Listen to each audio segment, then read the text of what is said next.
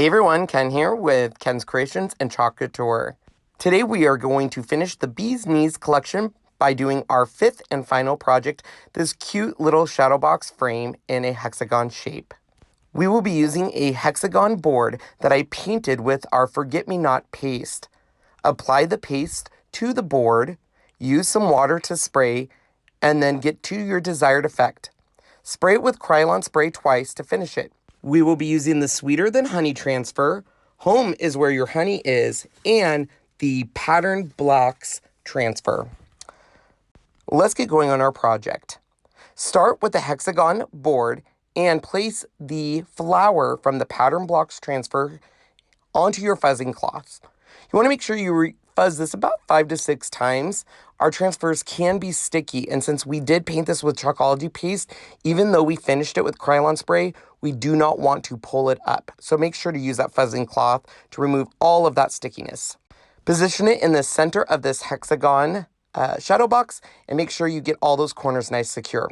We're going to do the hot mess technique. Grab the marigold and make circles, then do it with the bumblebee and finish with the buttermilk.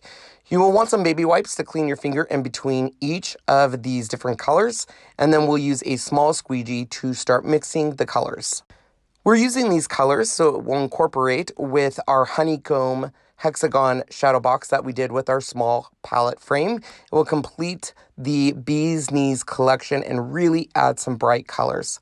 Once you've kind of mixed up the paint, remove all of the excess paste and put onto your baby wipe, and you can disregard that. And here comes the reveal. Look at those flowers, they're so cute.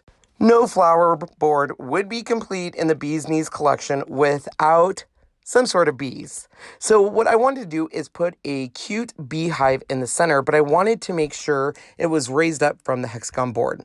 First, we'll grab a chalkable chip, use our white Chalkology paste, put a little bit of that on, remove the excess, and voila, we have our beehive.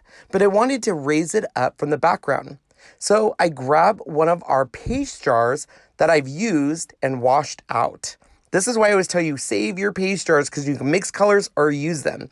Using a hot glue gun, I will fix the chalkable chip on the front, put some hot glue on the back, and put this in the center of our hexagon board.